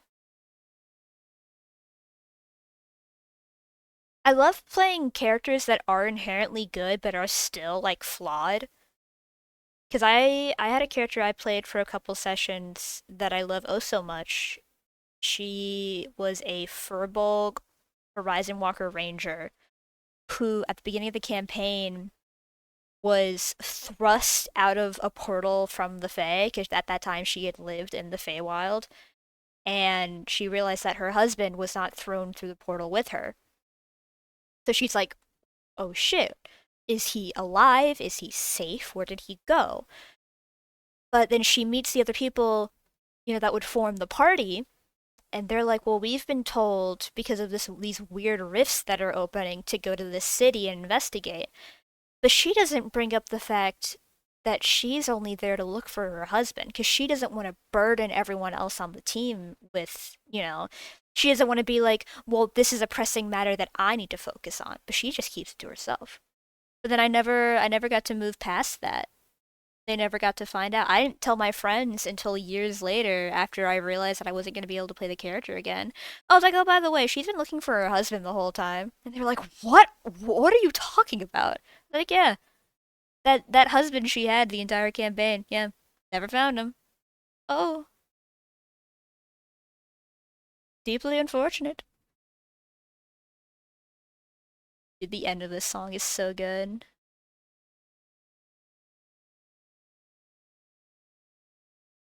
I wish more Paramore songs sounded like this, dude. It's Linkin Park ass breakdown.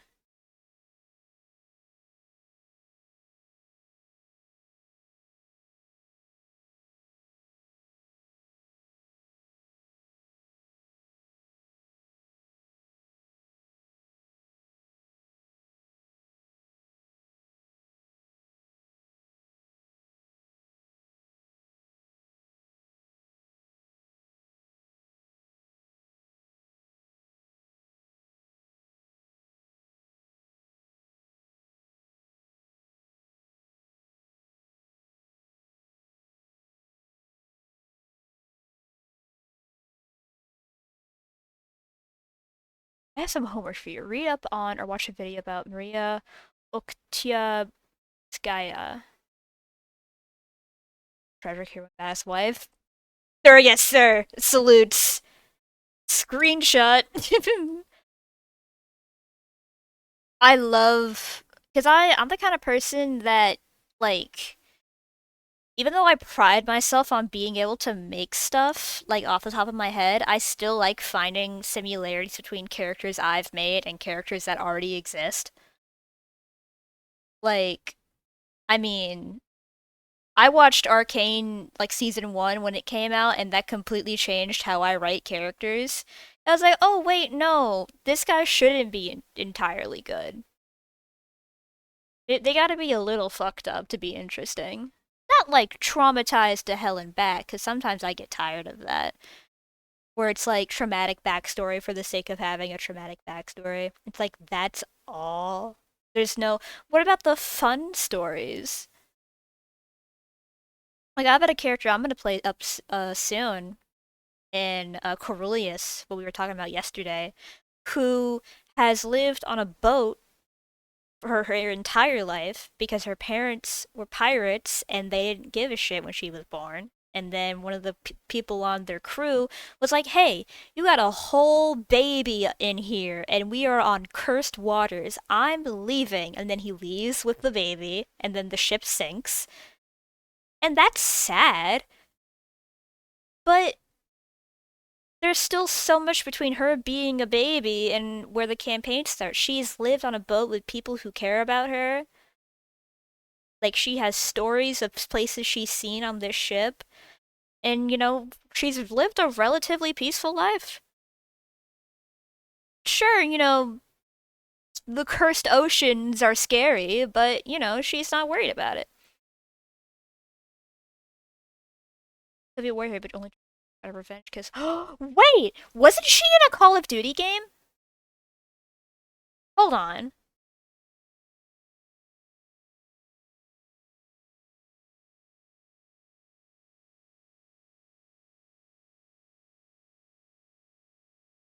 Or am I thinking of a different character, like, historical figure? A tank getting enlisted. I'm thinking of there was a woman with a very similar story who became a sniper for Soviet Russia, I believe.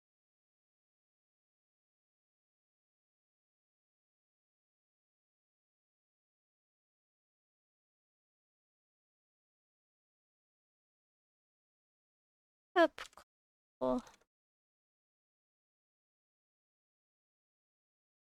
Because I know there was a. I only remember this character because she was played by Laura Bailey. Who did she? Oh, Polina Petrova. I think she was inspired by this woman, I think. Getting badass awesome Russian women in my head mixed up. Legendary tank driver? That's sick as hell.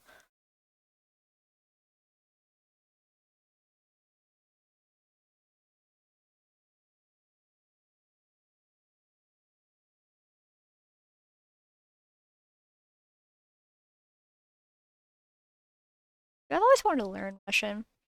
I've said this to my friends so many times, but I truly believe that if I were to ever have like a genie three wishes moment, the very first thing I'd wish for is to know every language. I love love love language. If I didn't if I hadn't gone so headfirst into art as a kid, I'd probably be studying language right now. I think it's the coolest thing.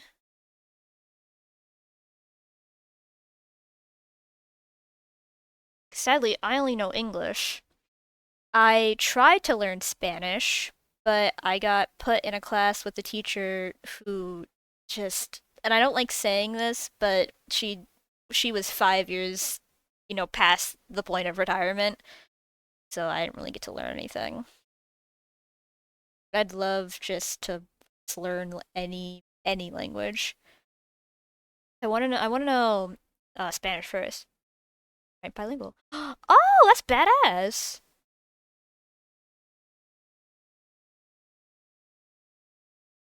Dude, Hindi looks like it's a super fun one to like learn once you get past the like, because obviously in my head I'm like wired to like Latin rooting languages, so I look at I look at Spanish and I'm like, oh yeah, I mean, I if I was in a scenario I could maybe make sense of 15% of this.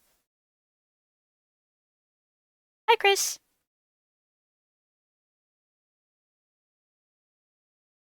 talking about language.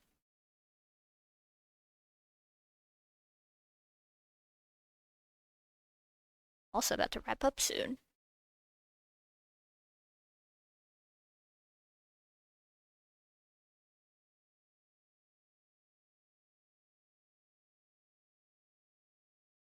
I'll add color for the dice too.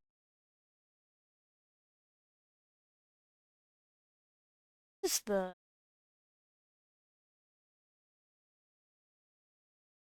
No, yeah, I know it has the different alphabet. That's why it'd be fun.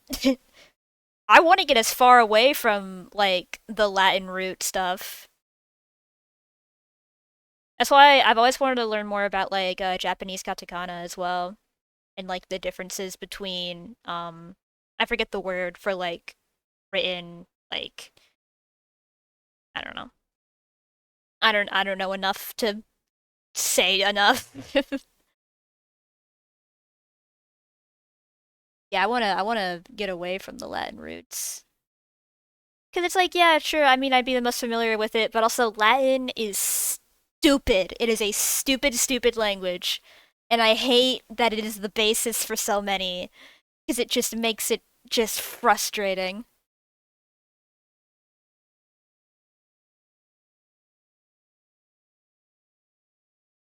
Take Latin all the way. I should throw you.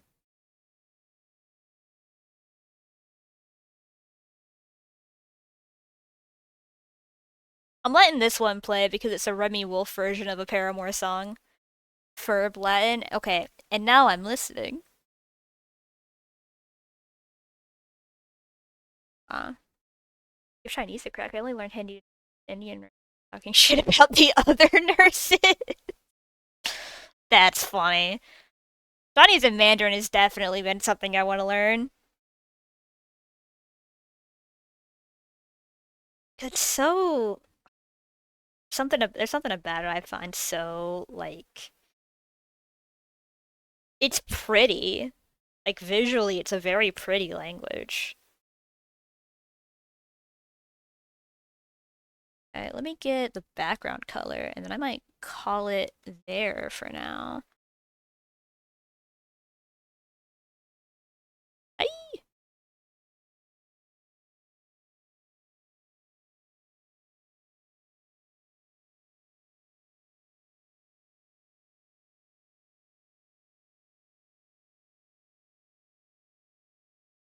Feels like pretty good progress for the day.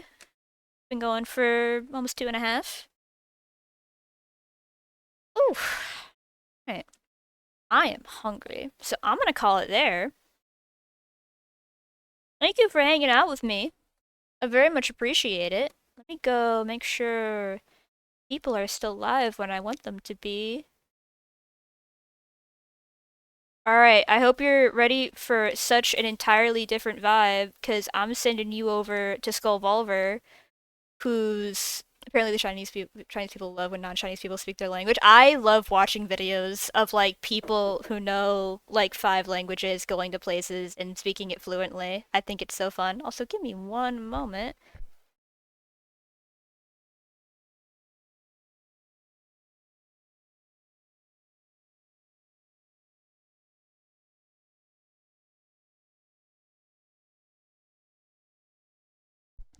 Good, my cat was making noise.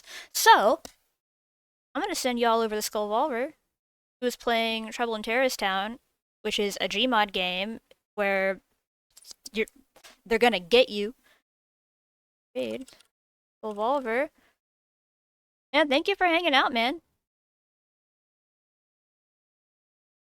I very much appreciate it. It's very nice to have you in this weird little pocket I'm making right now. So, I will see y'all maybe tomorrow. If not, maybe this weekend. We will see.